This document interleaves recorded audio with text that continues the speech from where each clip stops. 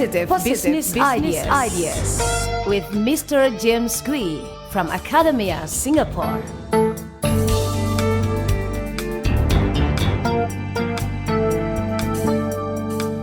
Kemarin kita sudah bahas mengenai mistakes, kesalahan. Hari ini kita akan bahas sedikit lebih lanjut mengenai kesalahan. I have learned something. Mistakes are not always mistakes. Mistakes can sometimes be called learning experience. Jadi kalau kita anggap kesalahan itu sebagai kesalahan, itu kadang-kadang dipersepsi sebagai negatif. Tetapi kalau mistake itu diganti judulnya, change the word mistake to learning experience, then it becomes very positive. Jadi setiap kali kita atau bawahan kita lakukan kesalahan, jangan anggap itu sebagai kesalahan, tetapi anggap itu sebagai pengalaman berbelajar. So if your subordinate has made a mistake, do not get angry. Get him into the room, sit down and ask him, why did you make the mistake? What can you learn from this mistake so that you will not repeat the mistake in future? And bagaimana caranya supaya pengalaman Anda ini bisa dibagi-bagi kepada teman-teman dan rekan-rekan supaya mereka juga tidak lakukan kesalahan yang sama dan mereka juga bisa belajar dari pengalaman Anda. If this is how we handle a mistake, then every mistake will be positive. So Jakarta's businessmen, think about it. From today, change the word mistake to learning experience. And therefore, make the best use of every mistake so that a mistake which is negative is now turned into something which is positive. No more mistakes, it's only learning experience.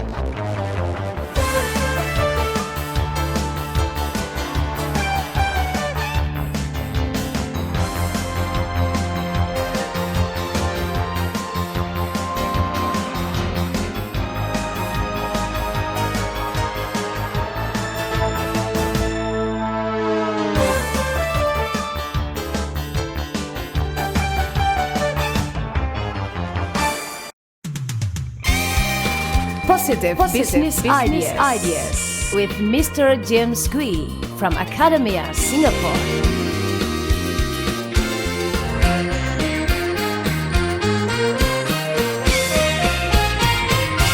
Today we are going to talk about effective meetings. The fact is, many people don't like to attend meetings. Ya, banyak orang tidak suka menghadiri rapat. Maybe termasuk Anda sebagai salah satu orang yang tidak suka menghadiri rapat. Mungkin Anda menganggap bahwa rapat itu umumnya menghabiskan waktu dan Anda daripada menghadiri rapat itu, Anda mendingan lakukan pekerjaan-pekerjaan yang jauh lebih penting dan jauh lebih mendesak daripada sekedar hadir di rapat itu. Menghabiskan waktu yang dibahas umumnya tidak ada berkaitan dengan Anda dan percuma kalau bahas karena hasilnya nggak diimplementasikan juga, ya. So we have some tips today how to make your meetings more effective, khususnya jika Anda adalah seorang pemimpin rapat. Okay? Tip number 1 is have an agenda. Berarti sebelum rapat itu terselenggara, you must prepare an agenda to invite the people, ya, mengundang peserta-peserta rapat yang Anda mau mereka hadir. Dan di agenda itu, kita harus sebut jelas-jelas tujuan dari rapat itu. In other words, why are you calling the meeting? What specific objectives do you want to achieve? Do you want to decide on something or just to discuss? Karena kata-kata untuk memutuskan atau kata-kata untuk mendiskusikan sangat berbeda. Memutuskan berarti peserta yang hadir di dalam rapat itu, sebelum mereka hadir di dalam rapat itu, mereka harus buat persiapan dulu, do the background information, do the background research, supaya pada saat mereka hadir di rapat itu, mereka sudah siap kontribusi dan malah sudah siap membuat keputusan. Kalau rapat itu sekedar diskusi, ya, orang tidak perlu buat persiapan apa, hanya hadir dan ngomong saja. Ya, tidak ada keputusannya. So, you see, why are you calling the meeting? To decide on something or discuss something. Ya, it makes a world of difference. Dan kalau bisa, untuk setiap hal, setiap tab yang mau didiskusikan, harus ada specific timing. Mungkin untuk tab pertama, kita mulai jam 9, harus selesai tab itu jam 9.30. Untuk tab berikutnya, jam 9.30 sampai jam 9.50. Dan setiap poin yang akan didiskusikan, ada timingnya. Supaya peserta rapat itu bisa tahu, okay, this point is going to take 30 minutes, this point is going to take 20 minutes, this point 10 minutes settle. Supaya akhirnya tidak terjadi rapat yang misalnya waktu jam 09.00 sampai dengan selesai. Nah, rapat seperti itu langsung menunjukkan kepada peserta rapat bahwa anda sebagai pemimpin rapat tidak bisa mengkontrol waktunya. Sehingga anda pun sendiri tidak tahu kapan akan selesai. Itu sangat tidak profesional. Jadi kalau anda adalah seorang pemimpin rapat dan anda menyiapkan satu agenda, please make sure you have a start time and you have an end time. No such thing is sampai dengan selesai. I hope your meetings will be more effective.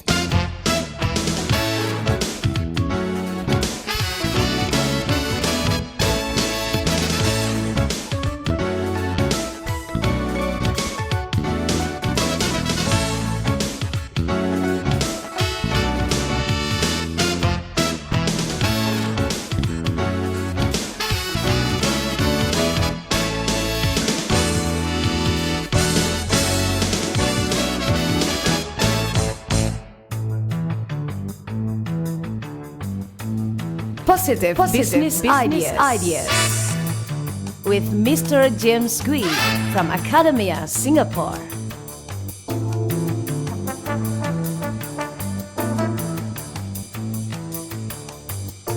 Today, once again, we will talk about effective meeting techniques.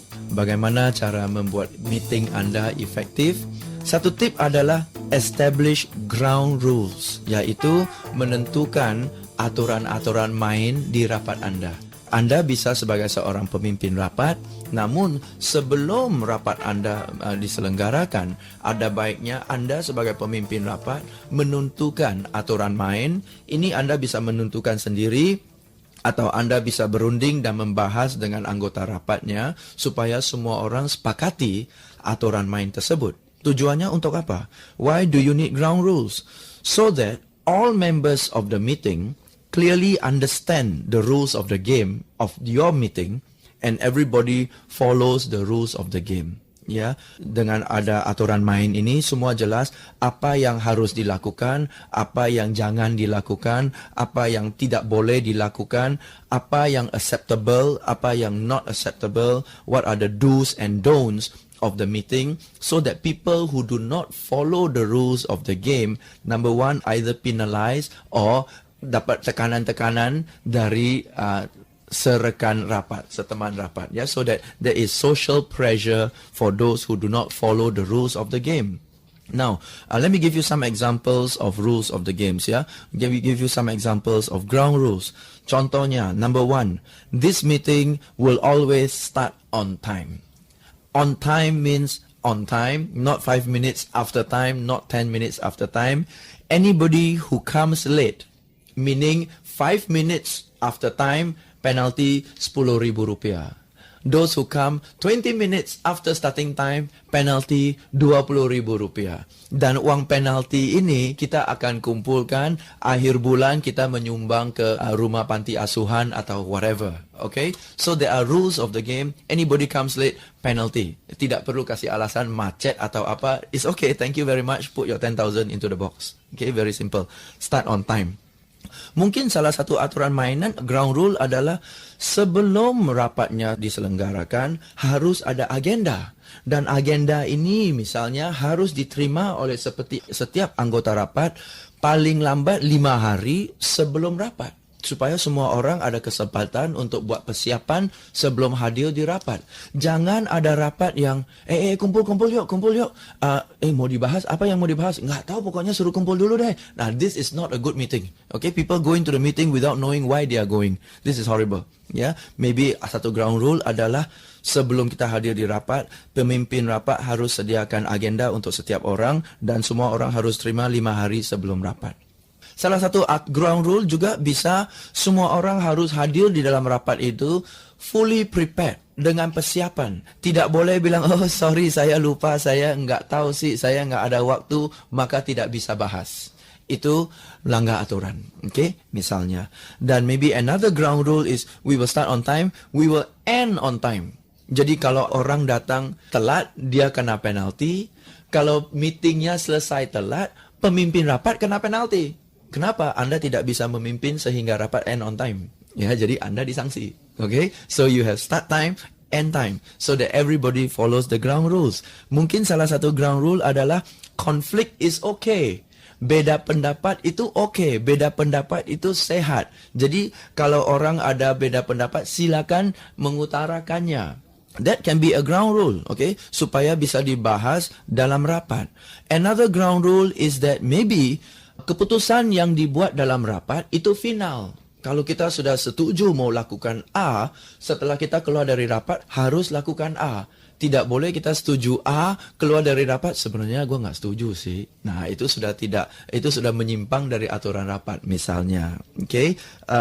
Mungkin supaya menghindari orang mendominasi rapat, kita bisa ada aturan setiap orang hanya diberikan 5 menit untuk berbicara. Setelah 5 menit harus giliran orang lain misalnya. Okay? So these are all examples of ground rules which you have to establish supaya your meetings are more organized, your meetings are more effective, and your meetings always end on time very professionally.